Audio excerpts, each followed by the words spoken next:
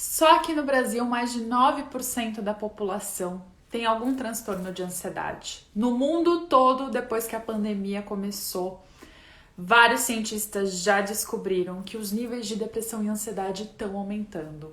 O que fazer? A gente tem um problema da pandemia do coronavírus e ao mesmo tempo a gente tem um outro problema de uma pandemia de saúde mental e emocional. E se a gente não lidar com isso, os efeitos a longo prazo, até a médio prazo, vão ser tão grandes que o impacto vai ser devastador na economia, nos relacionamentos, na gente, nas nossas relações, na descoberta que a gente tem que fazer na vida.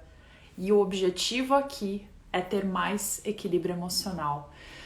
Muito bem-vindos à live de como lidar com crise de ansiedade.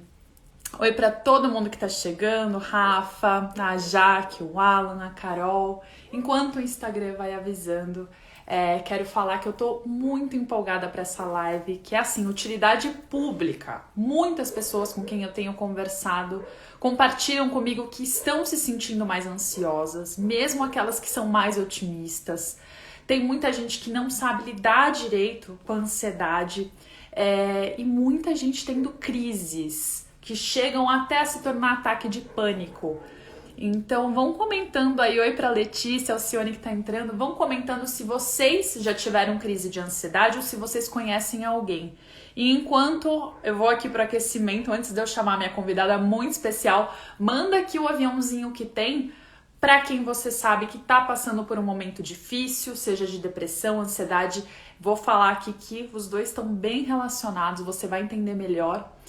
E hoje a gente vai aqui na prática aplicar um exercício de respiração, então fique conectado que você vai saber o que fazer, até se você nunca teve, isso é bem importante porque você pode aprender para ensinar outras pessoas e você também pode aplicar porque assim, hoje mesmo eu estava falando com uma amiga que me disse, Paula, esse final de semana eu tive uma crise de ansiedade, eu nunca tive isso na vida e eu descobri que eu tô com um transtorno de ansiedade generalizada que eu preciso tratar. E eu não sabia nem que eu tinha essa propensão a ser uma pessoa ansiosa. Então é sempre bom a gente tomar consciência. Como eu lembro vocês, consciência é liberdade. Quando a gente fica consciente dos nossos sentimentos e emoções, a gente também tem mais liberdade e poder de escolha em saber como agir. Oi para Manu, para Rafa, para o Reni que tá entrando. E antes de chamar minha convidada, eu quero só deixar claro uma coisinha sobre a ansiedade. Ansiedade não é uma coisa ruim. Quem me acompanha aqui na escola sabe que eu falo que não existem emoções boas ou ruins. As emoções, elas são mensageiras.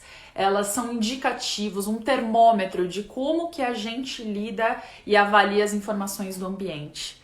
Elas não são necessariamente ruins ou boas, mas elas são agradáveis ou desagradáveis de sentir. Não é gostoso sentir ansiedade. Você consegue perceber aí o que a ansiedade faz no seu corpo? O que ela gera? De repente, um aperto no estômago, um nozinho na garganta, um coração um pouco acelerado, aflito. Como é que você fica? É importante a gente começar a ganhar familiaridade com o nosso corpo nas emoções, porque as emoções elas são tão potentes que elas desencadeiam aí uma cascata química dentro da gente e isso altera o nosso estado corporal. Por que isso acontece? Porque elas são essas mensageiras, elas estão falando faça alguma coisa precisa ser feita, porque alguma necessidade aqui dentro não está sendo atendida. E quando a gente tem clareza disso, a nossa vida começa a ganhar mais sentido, porque a gente entende que as emoções elas estão nos direcionando para os caminhos que fazem sentido com os nossos valores, com aquilo que a gente acredita e com aquilo que a gente precisa, tá? Então, quando a gente tem isso claro, tudo fica mais leve, mais fácil, os desafios vão aparecer, mas a gente tem mais confiança em tomar decisão. Então, falado tudo isso, a ansiedade é mais um sentimento. E ela é um sentimento que, para que ela serve? Você fica ansioso avaliando os riscos do ambiente. Em situações novas que você desconhece o que pode acontecer, você fica mais ansioso, né? O fundo da ansiedade é o medo. Você fica com medo de algo acontecer e você perder o controle daquilo. Então, na sua mente, ela fica focada assim, nossa, mas e se aquilo acontecer? O que eu vou ter que fazer? Então ela já começa a avaliar várias possibilidades. Isso é uma coisa ruim? Não necessariamente. Você ficar ansioso para uma entrevista de emprego te prepara, te faz pensar nas possibilidades do que o entrevistador vai te perguntar. Você ficar ansioso para um primeiro encontro também te prepara, te faz se arrumar mais e te mostra que aquilo é importante para você, né? Que você tá buscando um relacionamento, porque se você não tivesse, você ia ficar indiferente. Então ela é esse termômetro. O problema é quando ela vira um transtorno, quando ela se torna principalmente uma crise que te toma o ar, te rouba os pensamentos e te rouba a razão. Nessa hora a gente precisa saber o que fazer e como agir até a gente se acalmar e entender a mensagem da ansiedade, porque aí às vezes a mensagem dela vai ser distorcida e este é o problema. Então eu vou chamar aqui a minha convidada, que é uma médica psiquiatra que chama Luana Sombra. Nada é por acaso, eu a conheci enquanto eu estava em Cunha, eu compartilhei com vocês essa minha viagem. Olha ela aí, ela também estava fazendo um retiro, se aproximando mais da natureza para ficar menos ansiosa, assim como eu. E aí decidimos, né? Lu, seja muito bem-vinda. Sua primeira live, é um prazer estar aqui com você. Muito obrigada, Paulo. Eu agradeço muito o convite. Nós nos conhecemos num momento muito especial. Foi muito legal a nossa troca, a nossa conversa. E a gente está aqui hoje com o propósito de tentar ajudar um pouquinho mais as pessoas, de levar um pouquinho mais do conhecimento que a gente tem. Exatamente. Então, Lu, enquanto eu vou escrevendo aqui o tema da live, gente, continuem convidando aí. Debaixo da Lu tem esse aviãozinho para mais pessoas que sentem crise, todo mundo que está entrando. E enquanto isso, se explica um pouquinho, conte de você, Lu. Você está aqui em São Paulo, mas você não é de São Paulo. Conta um pouco de Não. onde você veio, o que você faz, da onde você vem, do que você se alimenta. Vou contar um pouquinho da minha história. Eu nasci em São Paulo, mas toda a minha família é do Ceará. Minha infância e minha adolescência inteira foi no Ceará. E durante o período de cursinho pré-vestibular, eu tive a primeira vez o diagnóstico de ansiedade. Eu comecei a ter alguns episódios de náusea, sempre desencadeados quando eu tinha alguma prova ou algum fator que me deixava mais ansiosa. Eu lembro que a minha mãe, na época, a gente não tinha esse conhecimento sobre a ansiedade. Ela me levou para o gastro, eu fiz uma bateria de exames, e aí eu tive pela primeira vez o diagnóstico de ansiedade. Fiquei bem, entrei na faculdade de medicina, fiz faculdade aqui no interior de São Paulo, em Marília. E quando eu estava no quinto ano de faculdade, quinto para o sexto ano, eu tive uma experiência muito traumática.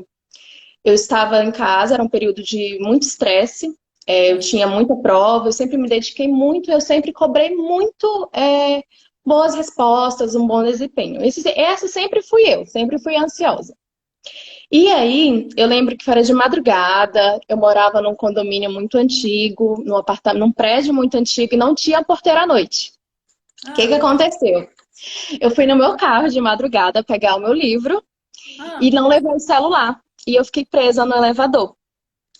Quando eu fiquei presa no elevador, eu catastrofizei toda a situação. Eu achei que eu tava. Catastrofizei, pensei que eu ia Achou que você morrer. fosse morrer ali. Aham. Nossa, eu tive uma crise de ansiedade, um ataque de pânico. Foi a primeira vez que eu tive aquilo. E aí eu passei a evitar de pegar o elevador. Um vizinho conseguiu me ouvir, conseguiu me tirar daquela situação. Passei a evitar de pegar o elevador. Eu morava no 10º andar, imagina subir 10 andares de escada. E aí eu procurei ajuda. Quando eu procurei ajuda, aí eu tive pela segunda vez o diagnóstico de transtorno de ansiedade. Só que nesse caso foi diferente. Porque eu já tinha estudado, eu já tinha passado pelo estágio de psiquiatria, e eu consegui não só apenas ter o conhecimento no livro, mas eu vivenciei. E a partir daquele momento eu nunca mais olhei para uma crise de ansiedade da mesma forma. E eu entendi qual que era o meu propósito. Eu comecei a me dedicar, estudei muito, eu amo trabalhar e estudar sobre a ansiedade. Eu E acho a aí, coisa mais linda quando alguém consegue ressignificar a dor, assim, um momento de dificuldade para ajudar os outros. E por isso que quando você me conta essa história, eu falei, Lu, a gente tem que começar com isso, até para desmistificar um pouco de que, a gente tem a solução e a gente não sabe o que é sentir isso, sabe? Você tá falando é, num patamar de quem te dá a solução pronta Mas você não sabe o que que é realmente sentir essa ansiedade e pânico. E não, né? Você sentiu na pele, eu também já vou contar que eu já tive crise de ansiedade e é desesperador, porque como você falou, você acha que o mundo vai acabar e que você vai morrer, né? E assim, é muito difícil, porque no momento de uma crise, você não consegue, quando você não tem o conhecimento, você não consegue entender o que está acontecendo com o seu corpo. Você não sabe o que fazer e catastrofiza toda a situação. E Uhum. a gente vai chegar daqui a pouco nessa parte da live que a gente vai explicar como conseguir sair de uma crise de forma mais leve. Perfeito, a E gente fiquem aí, aí, só porque a gente vai continuando. respirar juntos aqui. A Lu vai indicar a gente. Se eu precisar sentar, você fala que eu já me preparo aqui. Se preparem aí também, até para anotar essas dicas, porque são muito boas. E Lu, conta um pouco mais. Eu expliquei a diferença assim de quando a ansiedade ela é esse sentimento que traz uma mensagem, mas quando ela vira um transtorno.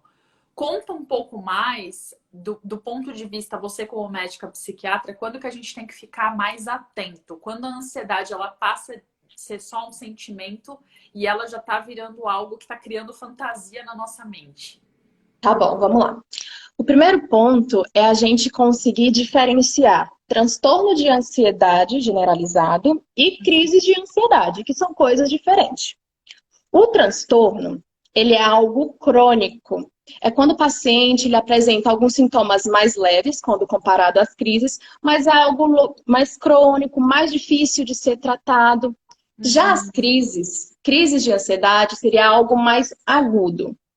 É algo mais intenso. Quem tem transtorno de ansiedade generalizado pode apresentar episódios de crise de ansiedade, mas nem todo mundo que tem crise de ansiedade tem o transtorno. Às vezes pode ser algo passageiro também. Isso é muito Tem interessante. alguns estudos que falam que, se eu não me engano, 80% da população vai passar por pelo menos um episódio de ataque de pânico uma vez na vida.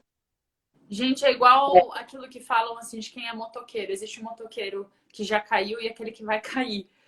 Nesse mundo louco que a gente está vivendo, e a gente não tem noção ainda, né, das informações que chegam até a gente, de como a gente processa daqui a uns anos, porque a gente é a primeira vez que a gente está assim, sei lá, há 10 anos já com esse aporte de informações digitais toda hora chegando até a gente.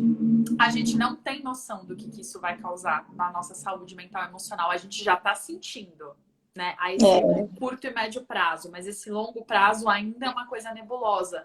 Então, esses estudos já estão querendo prever, ainda mais porque ninguém previa antes uma pandemia, né? Que agravou ainda mais tudo isso. Porque, como eu disse, assim, a ansiedade ela surge quando a nossa cabeça tenta identificar os riscos. E como a gente está vivendo numa situação nova para todo mundo, a nossa cabeça fica o tempo inteiro, gente, como é que vai ser? Quem vai se curar? Será que fulano vai pegar? Será que eu vou pegar? Será que a gente vai perder o emprego? São muitas variáveis, né, que fazem a gente ficar inseguro e ansioso.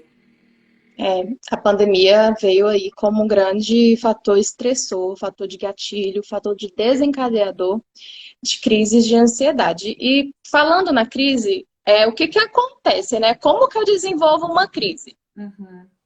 Acontece o seguinte, o nosso cérebro, ele é capaz de detectar situações de ameaça ou possíveis ameaças. Por exemplo, você está andando na rua, uma rua uma rua desconhecida por você, você está andando sozinha, você está com medo de ser assaltado. Isso é uma ameaça real, concorda? Sim, Existem algumas ainda mais aqui no pessoas, Brasil, infelizmente.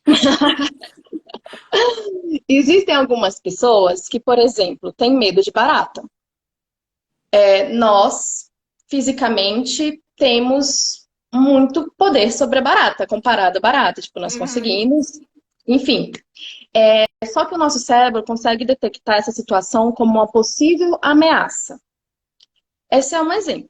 Ou seja, nosso cérebro detecta ameaças reais e ameaças possíveis. E isso tudo em frações de segundo. É muito rápido. Às vezes a gente nem percebe.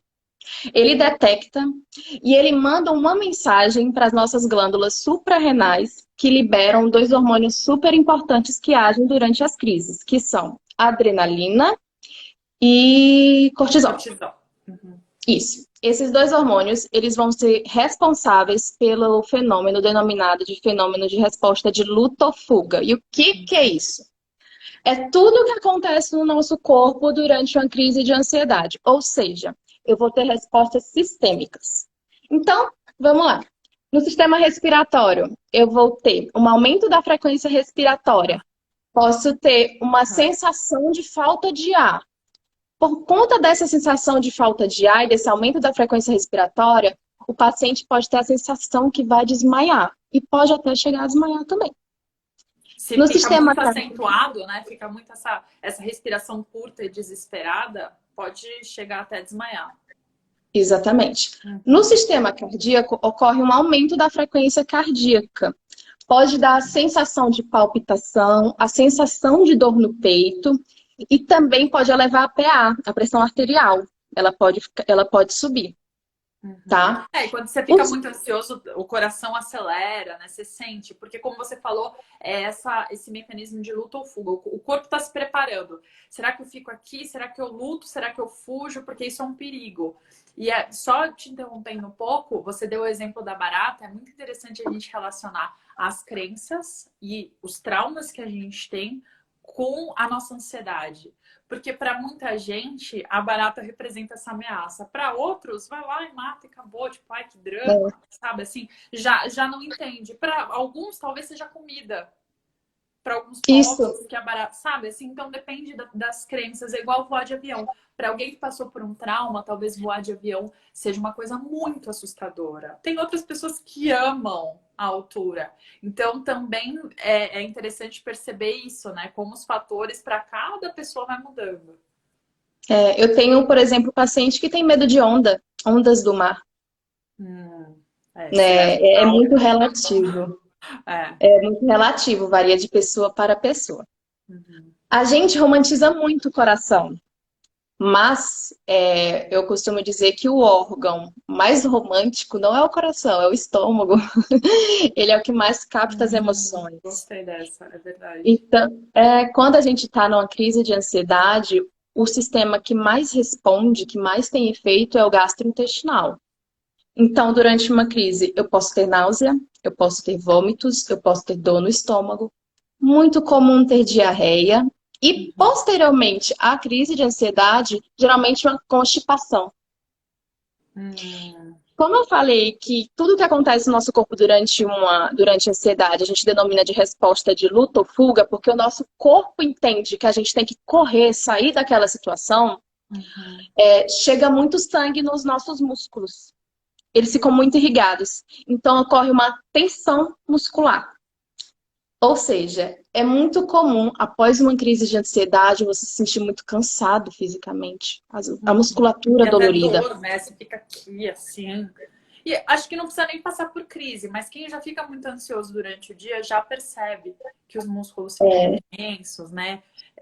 Enquanto a gente vai falando, gente, vão mandando também as perguntas de vocês aqui. Logo a gente vai falar um pouco mais da crise e desse exercício que a Lu vai passar, que é super legal e tem um efeito calmante, relaxante de remédio. É muito legal. Fiquem que vocês vão gostar. Então, a outra coisa que acontece também, a pele fica muito branca. Você é muito comum você falar, nossa, como você tá branco. Porque o sangue, ele meio que foge da pele e vai para os músculos, entende? Esses são os principais sintomas. Podem ter outros, dor de cabeça, boca seca, o paciente fica suando bastante. E assim, angústia, os pensamentos ficam muito acelerados, você não dá conta. Isso tudo muito rápido. Só que o que eu sempre falo para os meus pacientes, tá de frente de uma crise de ansiedade, para tudo, entenda, aceite e tente sair dela.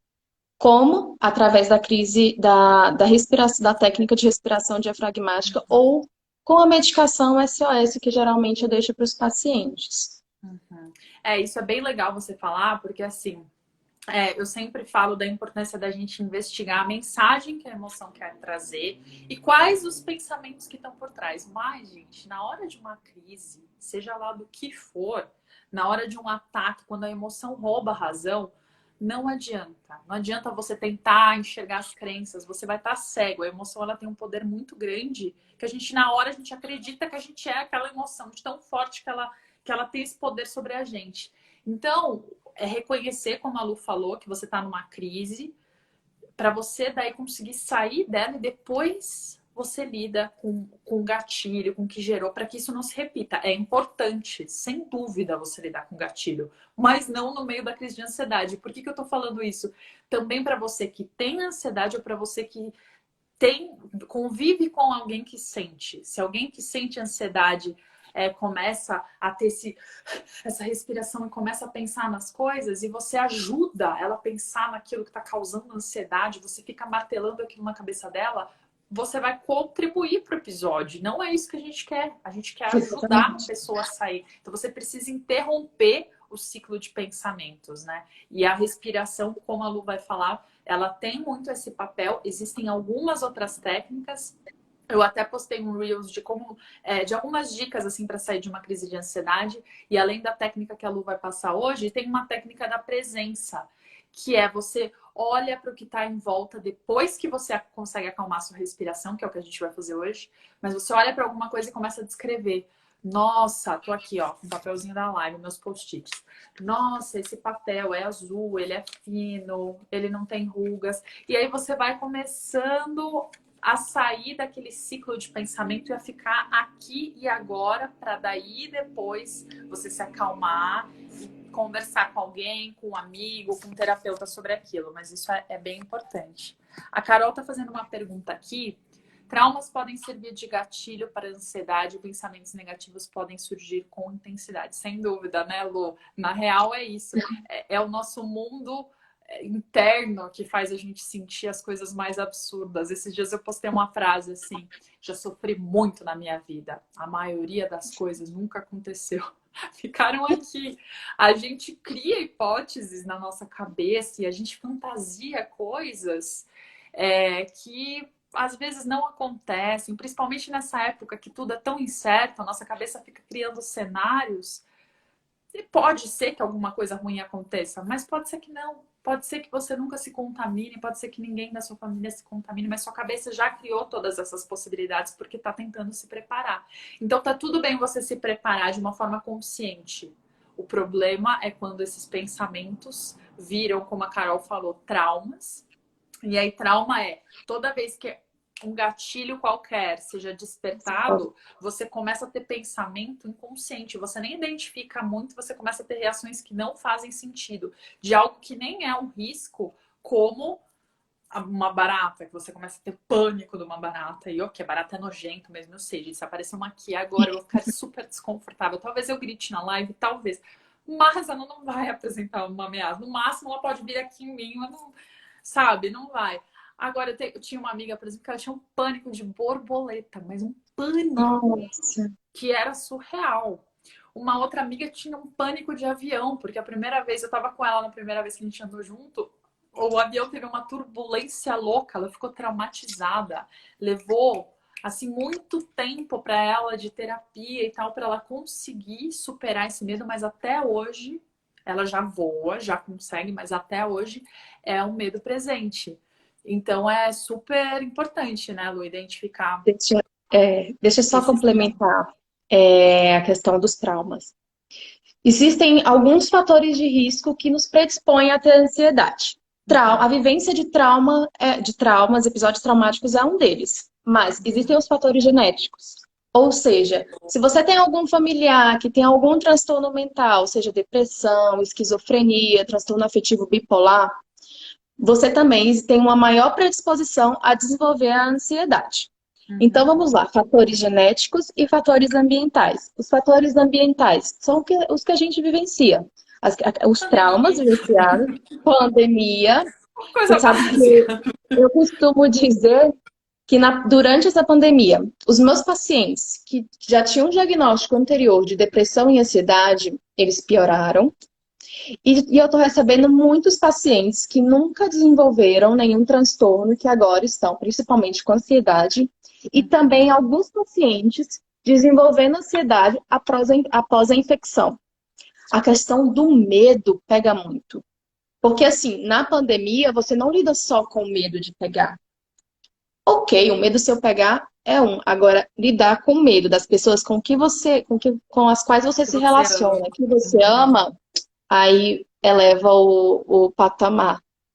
É, Fica um porque você pouquinho tá com mais medo difícil. de muita coisa diferente, né? Tanto que, gente, é assim, é assustador. É, pra gente que trabalha com isso, você começa a ver as pesquisas e muita gente no mundo inteiro tem avaliado a saúde mental, assim, em vários países do mundo, em todos os países, até naqueles que foram menos afetados. O índice de doenças mentais e emocionais aumentou muito. E assim, depressão e ansiedade é disparado. Por quê? A raiz é o medo. Né? A raiz é esse medo do que vai acontecer. Então, é importante. E a Lu pegou num ponto muito interessante. Assim, tem o fator genético? Tem. Se você já tem, você tem que ficar mais atento, porque você pode ter uma predisposição. Putz, minha mãe tem ansiedade, meu pai e tal. Fique mais atento. Mas tem o fator ambiental. Você já sabe que você é uma pessoa ansiosa, aí você deixa ali o seu celular enquanto você está trabalhando, apitando o tempo inteiro. Tá, aí e-mail. Obviamente, isso vai te deixar num pico de ansiedade durante o dia. Tipo, se ajude, né? Eu acho que isso é muito importante. Eu sempre falo aqui da importância dos nossos hábitos. Se você é ansioso e fica tomando café o dia inteiro, comendo doce, né? Então tudo isso vai disparar esses hormônios. Assim, a ansiedade ela tem muito do que a Lu falou. Cortisol é um hormônio de estresse, gente. Então você fica reclamando o dia inteiro, estressado, você fica vendo notícia ruim tá chegando o tempo inteiro. Você não vai se ajudar. Para você ter uma crise, é uma questão de tempo.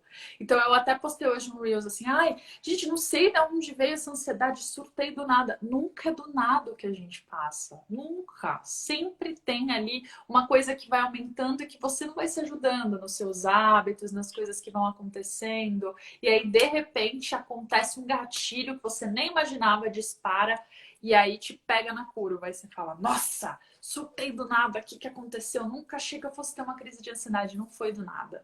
Né? Esses fatores estavam se acumulando, você não ficou consciente do que você estava precisando na hora, apesar da emoção estar ali, mas ela estava num nível um pouquinho menor, né? Ela fica aquela ansiedade, aquela sensação de ai, incômodo, nó na garganta o tempo Bem inteiro. Por mesmo. quê? Porque o cortisol tá ali, e a adrenalina tá um pouco menos, mas o estresse tá ali presente. E aí acontece alguma coisinha, você recebe uma notícia, putz, fulano ficou doente. Você nem sabe o nível da doença, de repente, qualquer coisa. Aí você começa a ficar em pânico. E você fala, gente, o mundo vai acabar, ele vai morrer, eu vou morrer. E aí você só vê os cenários possíveis, né? Isso é muito comum. Eu queria só fazer um adendo que você falou, você tocou num ponto que eu queria falar, sobre o café. Existem sim algumas substâncias que são psicoestimulantes. Café é uma das substâncias, pimenta, pó de guaraná, energéticos. Essas são substâncias que predispõem, não que você deve parar de tomar. Existe uma quantidade recomendável. Isso é bem interessante. Eu mesma reparo muito, assim. Eu amo café. Eu tomo bastante. Por exemplo, hoje à tarde, que eu tinha muita coisa para fazer e eu comecei a ver que eu estava um pouco mais ansiosa, eu cortei, não tomei. Por isso que eu falo assim, são os hábitos. Você precisa ter essa intimidade com os sinais que o seu corpo está lhe dando para você se ajudar. Porque eu sabia que eu ia trabalhar até a noite, que eu ia fazer essa live. Querendo ou não, isso gera uma ansiedade. Eu preciso me preparar, tô ao vivo, tenho que ficar aqui ligada nas perguntas que vocês estão mandando. Não é assim, né? Ah, tá aqui de boa. Rola uma certa ansiedade num nível controlado. Só que se eu tô trabalhando o dia inteiro e tal, e acontece alguma coisa, aí, sei lá, acontece um imprevisto aqui, como já aconteceu em outras lives, eu surto, eu posso surtar por uma coisa assim, que não era o fim do mundo, e que daqui uma semana eu não vou lembrar. Eu acho que isso é bem interessante, né? Sempre que um pensamento começar a te atormentar muito, pare e pensa assim, será que ele vai continuar te atormentando daqui uma semana ou um mês? Será que você não está aumentando? Né? Começar a questionar as coisas é super importante, assim, para criar mais consciência. E o Mário está Mas perguntando aqui uma coisa que a gente falou, né? Se o café influencia a ansiedade. Como a Lu falou, influencia. ele aumenta, né? Ele é esse psicoestimulante. Açúcar também, café, açúcar e pimenta que você lembrou bem. Isso é bem Exatamente. interessante. Ah, E uma coisa que você falou, que você fez bem agora em comentar, é tipo, os pensamentos muito acelerados, e aí você perde o controle para e tenta lidar com os dados de realidade que você tem naquele momento. Por exemplo, o medo da barata. Para. O sentimento eu entendo. Eu entendo o que você sente, mas para e vamos lá. Uhum. Ok, a barata é menor. Eu sou bem maior que a barata. Eu consigo ter controle sobre a barata. A barata não vai me matar. E você começar a responder esse questionário. Trabalhar com os dados de realidade que você tem naquele momento. É, isso é bem interessante, né? Então, por isso que eu falo, gente, fique consciente, consciente do corpo, do seu pensamento no seu dia a dia, para que a crise de ansiedade não apareça assim, esse do nada, né? Comece a observar nos seus hábitos e uma coisa que ajuda muito. Não é à toa que eu martelo aqui. Hábitos de esporte, isso ajuda a acalmar, gera outros hormônios, porque a gente está falando aqui dos hormônios de estresse que preparam o nosso corpo para a tensão. Se a gente não gerar outros hormônios no nosso dia a dia, né, como a endorfina, serotonina, oxitocina, blá blá blá, blá, mas se a gente não gerar essas coisas boas de sentir, como? Conversando com quem a gente ama, fazendo exercício, sabe? Descansando. Se a gente não gera isso, a gente não, também não gera equilíbrio para o nosso corpo, porque toda hora a gente está forçando. Trabalha mais, você tem que ser melhor. Tá descansando, você se sente culpado. Você tá toda hora estimulando. Isso a médio e longo prazo, você vai acabar tendo alguma coisa, porque o corpo não aguenta. Ele não foi feito para ser estressado o tempo inteiro. Ele foi feito para ser estressado é importante o estresse, mas em pontos específicos que você precisa agir, não o tempo inteiro, né, Lu? Exatamente. Falando em atividade física, eu sempre falo que o tratamento para a ansiedade ele é um conjunto medicamentoso, terapia com a ajuda aí dos nossos psicólogos e também atividade física. Eu recomendo sempre a corrida, até já comentei isso com você. Eu comecei a praticar a corrida lá quando eu tive o diagnóstico de transtorno de ansiedade. Uhum. E o que eu falo para os meus pacientes você não tem que ser um maratonista. Você tem que correr um quarteirão, caminhar outro. Correr um quarteirão, caminhar outro. E ir aumentando sua meta. A corrida ela ajuda muito na ansiedade, nos pensamentos acelerados.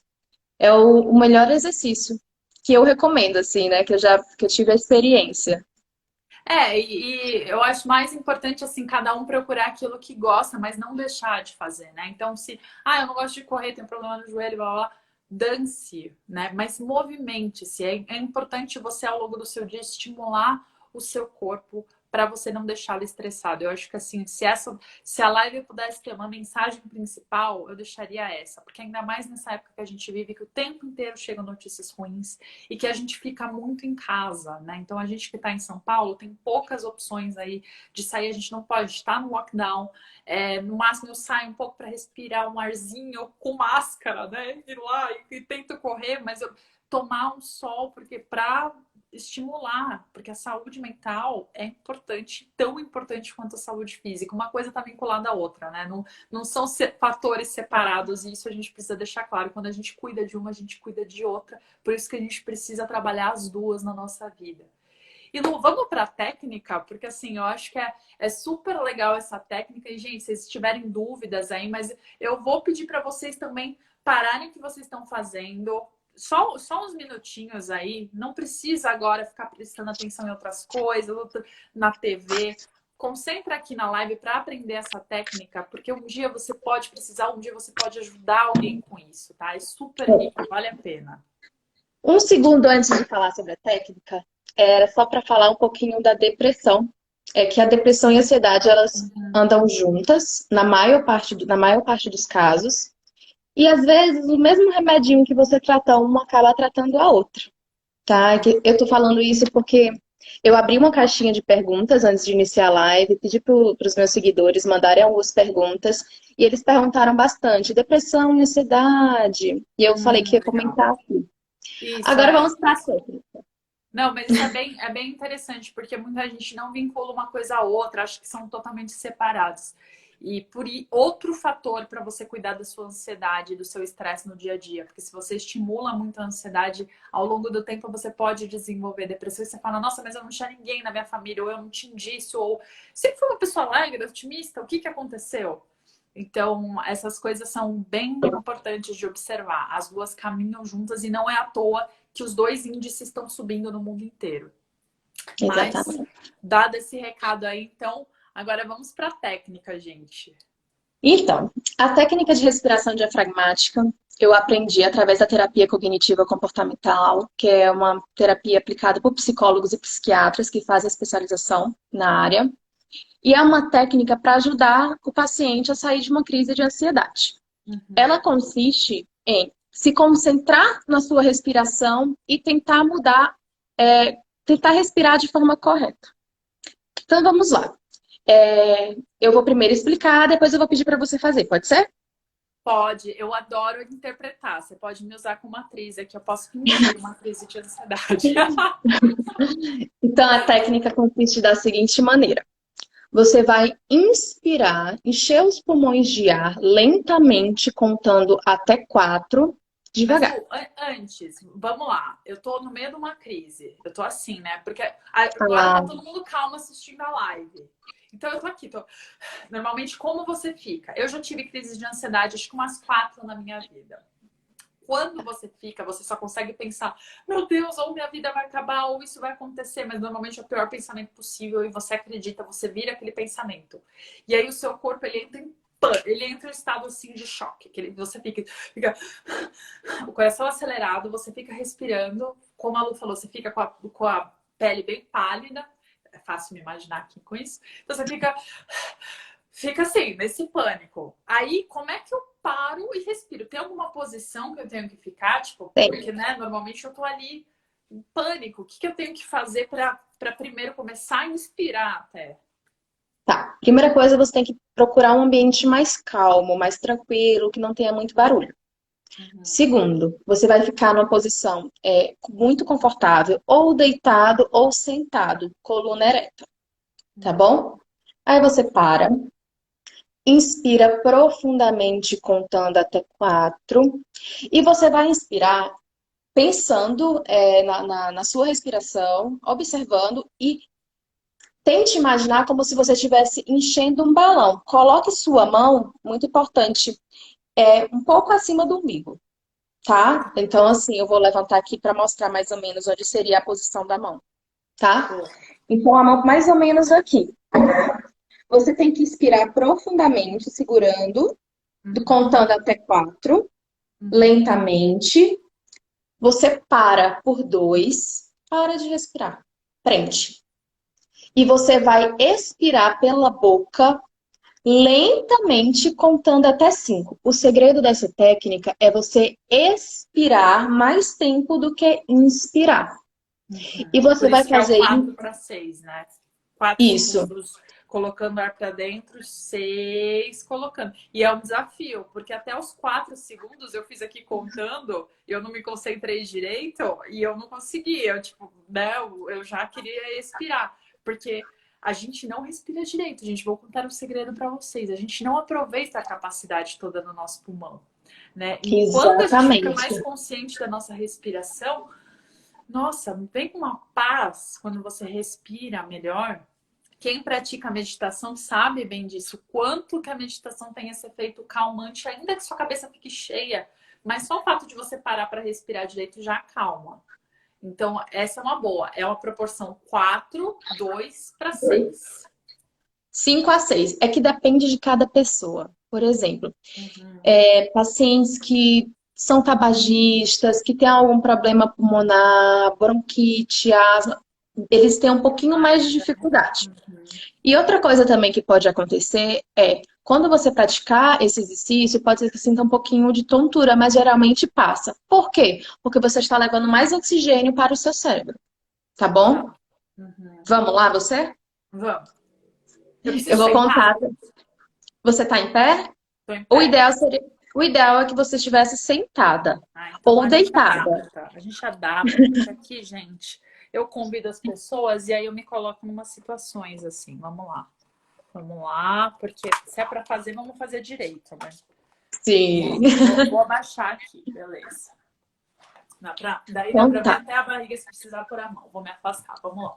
Coloca a mão na barriga, mais ou menos um pouco acima do umbigo, entre o diafragma. A Tá? chama a técnica de respiração diafragmática porque o diafragma, que é o músculo, ele vai expandir mais, tá? Então você vai Mostra, contar. o diafragma fica exatamente aqui nessa posição que você está falando É, com a mão, né? e quando você faz, você sente que que a sua barriga vai inflar um pouquinho, tá? Tá, o diafragma é Então o vamos, balãozinho, gente, para quem não lembra das aulas de biologia na escola. Vamos lá. então vamos lá. Inspire lentamente, contando 4 segundos. 1, 2, 3, 4. Prende. 1, 2. Você vai soltar lentamente pela boca. 1, 2, 3, 4, 5, 6. Você vai refazer esse processo de 3 a 5 minutos. Se você tiver uma crise muito intensa, é recomendável também você fazer a técnica com as mãos fechadas, colocando na boca desta forma, tampando a boca e o nariz, e fazendo o exercício dessa maneira. E se você ainda Mas tiver isso não com... atrapalha, Lu? Tipo, eu vou ficar com a mão na boca, tipo, eu não vou ficar mais. Não, você vai fazer uma caixinha assim, como se fosse um saquinho. Sabe Tá. aquele saco de pão? Sim, por isso que as pessoas usavam. Mas eu acho que o saco de pão não é bom porque você expira lá o gás carbônico, né? Você vai. Não, fica sossegada, dá certo do mesmo Tá jeito. certo. Ai, então tá Dá bom. certo. Então, é dessa forma. Você tem que inspirar lentamente, contando até 4, para por 2, solta por 5. E você vai refazendo esse ciclo de 3 a 5 minutos. Você pode aplicar esse exercício Tá. não apenas quando você está durante a crise, mas durante o dia também, para você ficar mais calmo. Isso te ajuda. Isso é legal, né? Falar. Deixa eu voltando aqui. Se Mas isso é você legal falar aplicar, durante o dia. Mas isso não vai dar uma tontura? Porque, gente, experimentem aí. Se vocês estão fazendo, levanta a mãozinha quem tentou fazer. Porque isso dá uma relaxada, porque você muda. Como eu falei, a gente não respira direito, a gente não aproveita toda a nossa capacidade pulmonar. Então, quando a gente faz isso, dá até uma tontura se você faz isso por algumas vezes, né? Esses dias eu tava gravando o Reels, eu fiz algumas vezes isso, eu falei, uou, te dá assim, nossa, a cabeça parece que abre, oxigena, você fica mais tranquilo, mas também te dá até uma tontura, porque você ingere muito ar, assim. outra coisa que acontece também é que essa técnica ajuda a reduzir um pouquinho a frequência cardíaca no momento. Ou seja, quando a gente está na crise, que o coração está muito acelerado, ajuda a aliviar e dar a sensação de relaxamento. Quando a gente está iniciando essa técnica, o ideal é que se inicie lentamente. Não precisa se forçar a fazer todos os segundos, vai aos poucos, vai sentindo até onde dá. A tontura, inicialmente, ela é normal. Ela vai acontecer a primeira vez, as primeiras vezes que está fazendo isso, seu corpo está se readaptando. Está chegando muito oxigênio no seu cérebro. Entendeu? Então é isso. Se você fizer essa Bem técnica de legal. forma correta, a sensação que dá é quase como se você tomasse um remédio SOS, uma medicação SOS. Ela É te um deixa muito baratinho, você leve. fica meio. É maravilhoso. Ó, um monte de gente falando que fez. A Carol, a Mainara, Uhum. o Leonardo, a Jaque, a Márcia, a Luana, a Maria, a Bia, a Ai, que Cindy, bom. bastante gente. E é super legal, gente, fazer isso, como a Lu falou no dia a dia, para você conseguir acalmar o coração, né? Você conseguir ficar mais presente. Então, nada, não conseguir os 4 segundos que tinha, os 6 segundos, não vai ficar se sentindo culpado por isso, ficar ansioso, porque, ai, eu não consigo nem fazer a respiração. Calma, tá tudo bem. Ah, tá, falando aí, fiz e fiquei tonta. Tá, eu também fiquei um pouco assim quando eu fiz várias vezes. E tá tudo bem O ficar ideal. tonto, né, Lu? Ó, a Lu é médica psiquiatra, gente. Só Não, não falando, tá tá tudo tudo bem, bem. vamos evitar. O ideal é que as primeiras técnicas sejam sempre realizadas pela supervisão ou do médico ou do psicólogo. Mas aqui, eu estou Tá, ensinando que a técnica existe e que o ideal é começar com um profissional. é com o profissional. Mas vocês fizeram aí em casa, vocês sobreviveram, né, gente? Tá todo mundo bem. Existem alguns vídeos no YouTube que ajudam também. É, porque a ideia dessa live também foi trazer. Gente, eu preciso ficar normal, eu tô me sentindo muito estranho aqui. Mas a ideia dessa live foi trazer justamente para quando você estiver numa crise, porque muita gente nunca teve contato com isso. Muita gente até faz terapia, muita gente que segue aqui a escola, mas não. ainda assim nunca tinha tido, e aí no meio da crise não se lembra. Então, quando você tem esse 4, 2 e 6 na mente, você também pode ajudar. Porque eu também quero contar quando eu passei por alguém que teve essa crise e eu tive que ajudar. Então, eu quero que vocês fiquem com isso na cabeça, né? Às vezes você pode ser a pessoa que está ali do lado de uma pessoa que tem a crise, você precisa. Aí fica mais fácil ainda você se lembrar, né, Lu? É, a gente também é exatamente isso, é Voltando. conhecer, ter o conhecimento e poder ajudar o próximo, né? Essa é a nossa missão na live, é tentar ajudar o próximo, levar esse Exato. conhecimento. Eu atendo muitos pacientes quando principalmente primeiro atendimento, que assim, eles não entendem o que está acontecendo, por que que eu estou tendo isso, me ajuda, pelo amor de Deus. Eu sempre falo da técnica da respiração diafragmática, eu Uhum. tento fazer quando possível.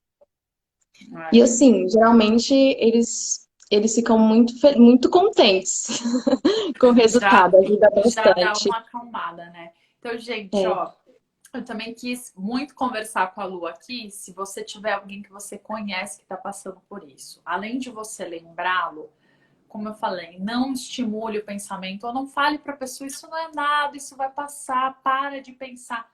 Esse tipo de coisa, além de não ser empático, porque na hora a pessoa está sentindo aquilo, na hora para a pessoa não é que não é nada, na hora aquilo é sério.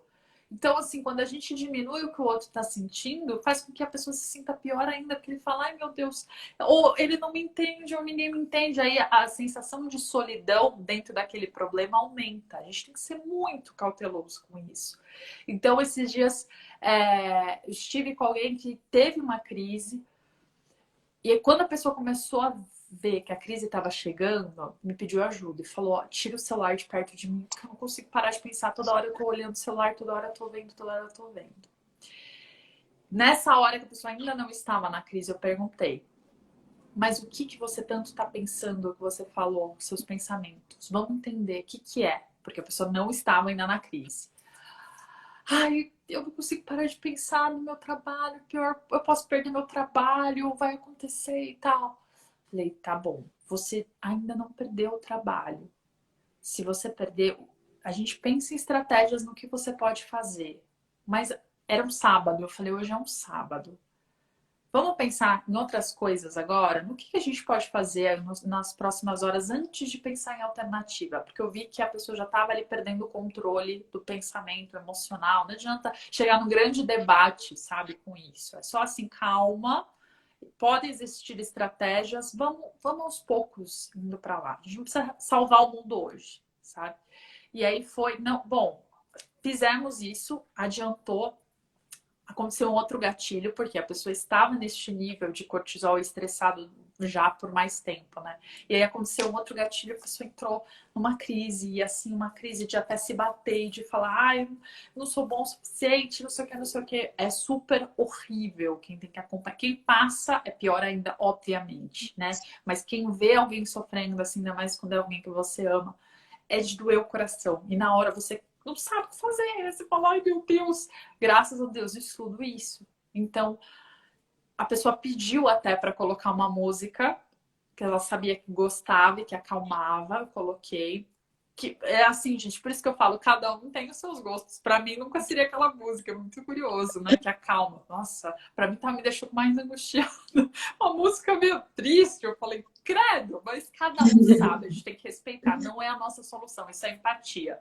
Eu não ia colocar lá Jack Johnson, que eu para mim fosse para mim adiantar, a pessoa não. Então, coloquei a música e tal.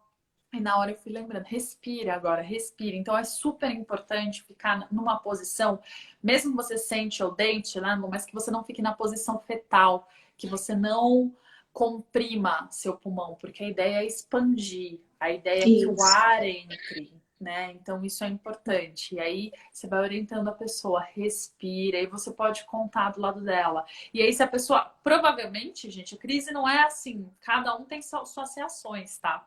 Provavelmente a pessoa vai continuar e vai falar, não, mas você não entende. Não, pensamento. Provavelmente.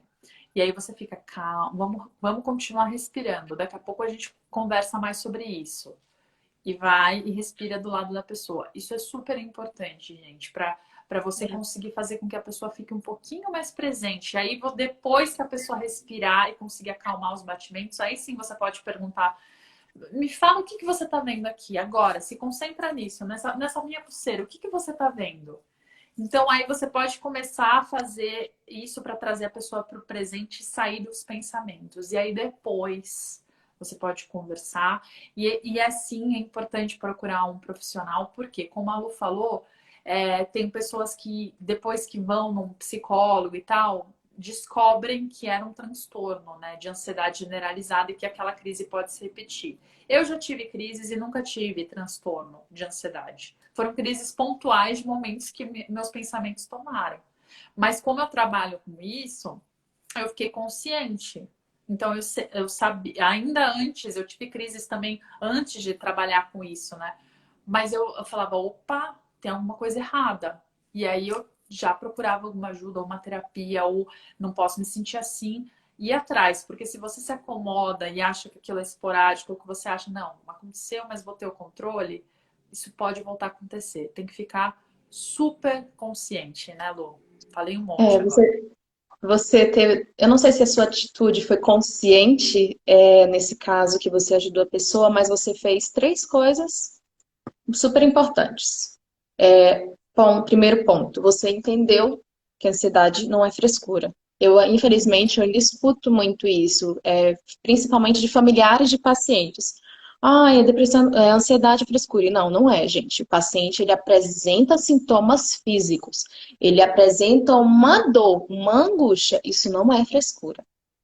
É engraçado Ou que seja, gripe você não é frescura, resfriado não é frescura. A gente precisa é, começar a a ansiedade. desmistificar um pouco os problemas de, né, doença e mental e emocional, porque física a gente leva a sério. Se a pessoa torce um dedo, põe uma tala, põe uma faixa.